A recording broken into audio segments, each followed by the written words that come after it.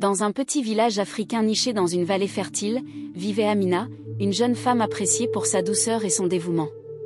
Sa vie paisible fut bouleversée lorsqu'une maladie mystérieuse frappa sa mère. Cette femme, pilier de leur famille et source de sagesse pour le village, fut clouée au lit, terrassée par une fièvre qui semblait voler sa force de vie. Amina, habituellement forte, se sentit impuissante. Les guérisseurs du village administrèrent des décoctions d'herbes, des prières furent récitées à l'aube, mais rien ne semblait ralentir le déclin de sa mère.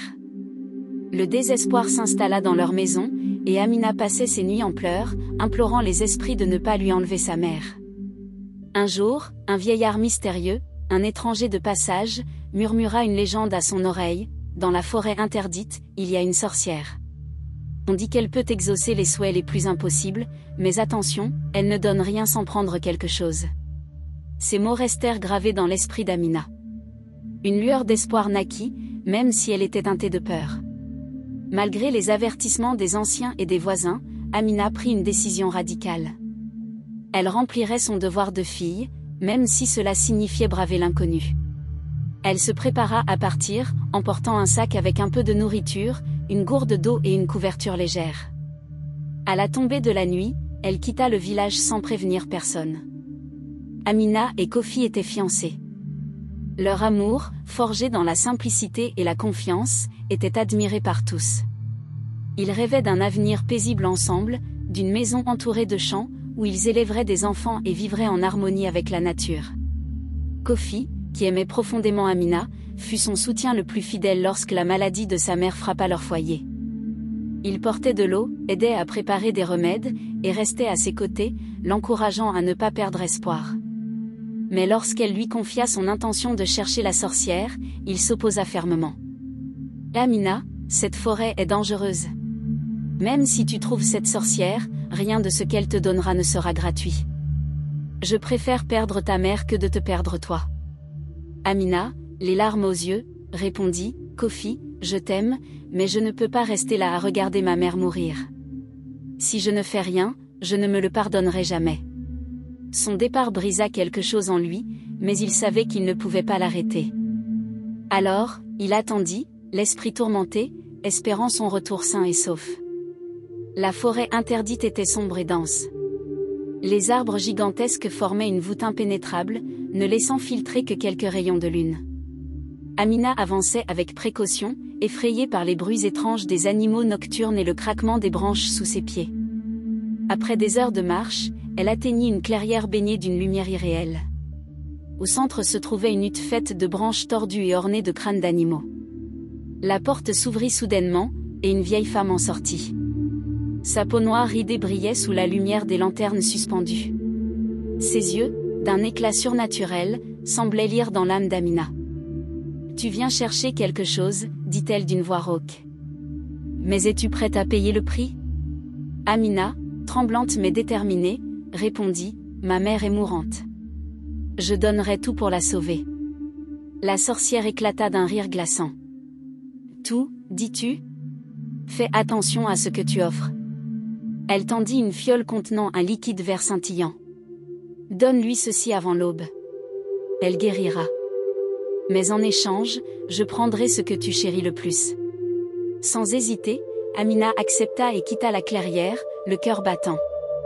Le miracle se produisit. À l'aube, la maison d'Amina fut baignée d'une lumière apaisante. Sa mère, qui la veille encore semblait au seuil de la mort, ouvrit les yeux avec une vigueur retrouvée. Elle se leva lentement, son visage rayonnant de santé et de vitalité. Les villageois, alertés par la nouvelle, accoururent pour voir ce qu'ils ne pouvaient croire. Des femmes pleuraient de joie en étreignant la mère d'Amina, et les hommes louaient le courage et la détermination de sa fille. « Amina, tu es une bénédiction pour ce village » déclara un ancien, les larmes aux yeux. Peu de gens auraient risqué autant pour sauver un être cher. Amina, bien qu'épuisée, sourit timidement. Elle ressentait un mélange de soulagement et de fierté, mais une petite voix au fond de son esprit lui rappelait les paroles de la sorcière: « Je prendrai ce que tu chéris le plus. » Les jours suivants, l'euphorie du village ne fit que croître. On organisait des repas en l'honneur de la mère d'Amina, et les voisins apportaient des offrandes pour remercier les esprits d'avoir entendu leurs prières. Mais rapidement, des phénomènes inquiétants commencèrent à se manifester. Un matin, alors qu'Amina cueillait des fleurs pour décorer leur maison, elle remarqua que les pétales se fanaient instantanément à son toucher. Sur le coup, elle pensa à une coïncidence, mais lorsqu'elle tenta de nourrir les poules, celles-ci s'enfuirent en caquetant, comme si elles sentaient une menace invisible. Plus étrange encore, lorsqu'elle se pencha au-dessus du ruisseau pour se laver le visage, elle réalisa avec horreur que son reflet avait disparu. Les murmures commencèrent à enfler parmi les villageois. Ceux qui l'avaient loué quelques jours auparavant chuchotaient maintenant, ce miracle n'était pas naturel. Elle a dû pactiser avec des esprits. Même sa propre famille, bien qu'éternellement reconnaissante, semblait mal à l'aise en sa présence. Sa mère, autrefois si proche, évitait désormais son regard, comme si elle voyait en Amina quelque chose qu'elle ne comprenait pas. Isolée et incomprise, Amina se replia sur elle-même. Les nuits devenaient longues, et les jours semblaient vides. Elle se demandait si elle avait commis une erreur en cherchant l'aide de la sorcière. Ce qui avait commencé comme un acte d'amour et de sacrifice s'était transformé en un fardeau insupportable. Kofi, malgré les murmures croissants dans le village, resta fidèle à Amina. Il continuait à lui rendre visite, lui apportant des nouvelles et des provisions, et tentait de lui remonter le moral. Peu importe ce que les autres disent, Amina. Je sais qui tu es. Et je t'aime. Mais même ces paroles réconfortantes ne pouvaient masquer la réalité, la malédiction d'Amina affectait tout ce qui l'entourait. Un soir, alors qu'ils se retrouvaient sous leur arbre habituel, Kofi apporta des fleurs sauvages qu'il avait cueillies en chemin. Mais lorsqu'il les posa dans les mains d'Amina, elles se fanèrent en un instant. Le silence qui suivit était lourd de sens. Kofi tenta de cacher sa peine, mais Amina, voyant son regard, comprit ce qu'il ressentait. « Kofi, dit-elle doucement, les larmes coulant sur ses joues. Je ne peux pas continuer comme ça. Cette malédiction détruit tout autour de moi. Je ne veux pas te perdre, mais je refuse de te condamner à vivre dans mon ombre. » Kofi secoua la tête. « Je suis prêt à tout pour toi, Amina. Dis-moi ce que je peux faire pour t'aider. » Mais Amina savait que rien ne pouvait briser ce qui avait été scellé dans la clairière cette nuit-là. « Tu ne peux rien faire. Mais je peux. Je dois partir. » Kofi voulut protester, mais les mots lui manquaient. Il la regarda s'éloigner dans la nuit, son cœur se brisant à chaque pas qu'elle faisait. Amina, elle aussi, sentait son cœur se déchirer, mais elle savait que c'était la seule solution. L'amour qu'ils partageaient était sincère, mais la malédiction avait rendu impossible une vie commune. Kofi, rongé par l'inquiétude et l'amour qu'il portait à Amina, ne pouvait se résoudre à la laisser partir sans essayer une dernière fois de la retrouver. Quelques jours après son départ, il rassembla son courage et s'aventura dans la forêt interdite.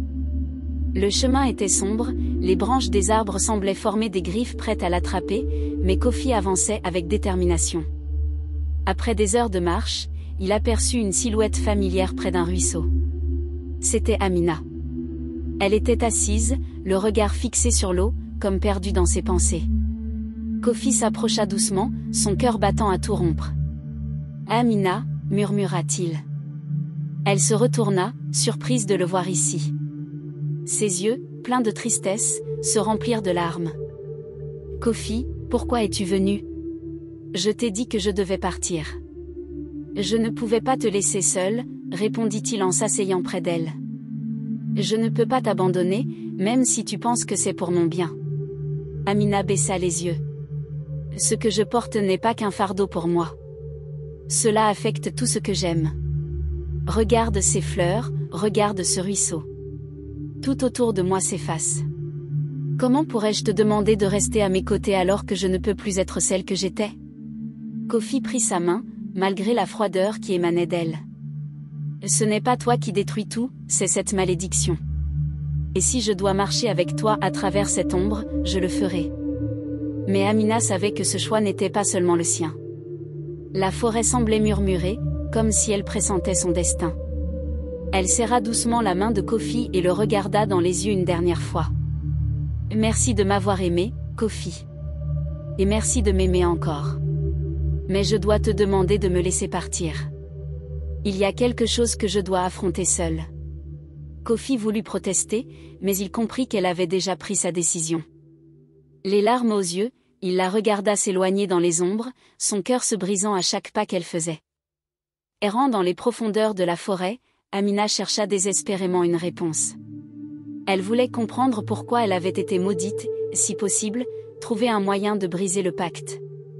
Après plusieurs jours de marche, elle arriva dans une clairière inconnue. Au centre se dressait un arbre gigantesque, ses racines massives s'enfonçant profondément dans le sol. L'arbre émettait une lumière douce et vibrante, comme s'il était vivant. Soudain, une silhouette émergea des ombres. Une femme imposante, la peau noire et luisante, les yeux brillants d'une lumière surnaturelle, se tenait devant elle. La gardienne des ombres, comme Amina la nommerait plus tard, semblait incarner la puissance et le mystère de la forêt. « Tu es venue chercher des réponses », dit-elle d'une voix douce mais autoritaire. « Et je peux t'en donner. Mais sache que tout choix a un prix. » Amina tomba à genoux. « Je veux briser ce pacte. Je ne savais pas. Je ne savais pas que le prix serait ma connexion au monde vivant. » La gardienne s'approcha, posant une main sur son épaule. « Ce pacte ne peut pas être brisé, mais il peut être transformé. Si tu veux protéger ce que tu aimes, tu dois sacrifier ce qui te reste, ton humanité. » Amina sentit son cœur se serrer. « Que se passera-t-il si j'accepte ? » « Tu deviendras comme moi, » répondit la gardienne. « Une protectrice des bois, une ombre veillant sur ceux qui s'y égarent. Mais tu seras séparée du monde des vivants à jamais. » Amina, les larmes aux yeux, comprit que c'était la seule voie possible. Pour protéger sa famille et ceux qu'elle aimait, elle accepta. La lumière de l'arbre grandit, enveloppant son corps. Amina sentit une chaleur l'envahir, suivie d'un froid glacial. Ses souvenirs, ses douleurs, et même son amour pour Kofi commencèrent à s'estomper, remplacés par une paix étrange. Les années passèrent, et l'histoire d'Amina devint une légende dans le village. Les anciens racontaient qu'une femme avait sacrifié son humanité pour sauver sa famille, devenant une protectrice de la forêt interdite. Les voyageurs qui s'égaraient dans les bois revenaient souvent avec des récits étranges, une ombre bienveillante les guidait vers la sécurité, et certains affirmaient entendre une douce mélodie les nuits de pleine lune. Kofi, quant à lui, ne l'oublia jamais. Chaque année, il se rendait sous leur arbre, déposant des fleurs sauvages en mémoire de leur amour. Bien qu'il ait construit une nouvelle vie, une partie de lui resta toujours liée à Amina, son premier et plus grand amour. La forêt, autrefois redoutée, devint un sanctuaire. Les plantes y poussaient avec une vigueur inhabituelle, et les animaux semblaient protégés par une force invisible. Le sacrifice d'Amina, bien qu'empreint de tristesse, était un rappel éternel de l'amour, du courage, et du prix des pactes scellés dans le désespoir. Et vous ? Qu'auriez-vous fait à la place d'Amina ?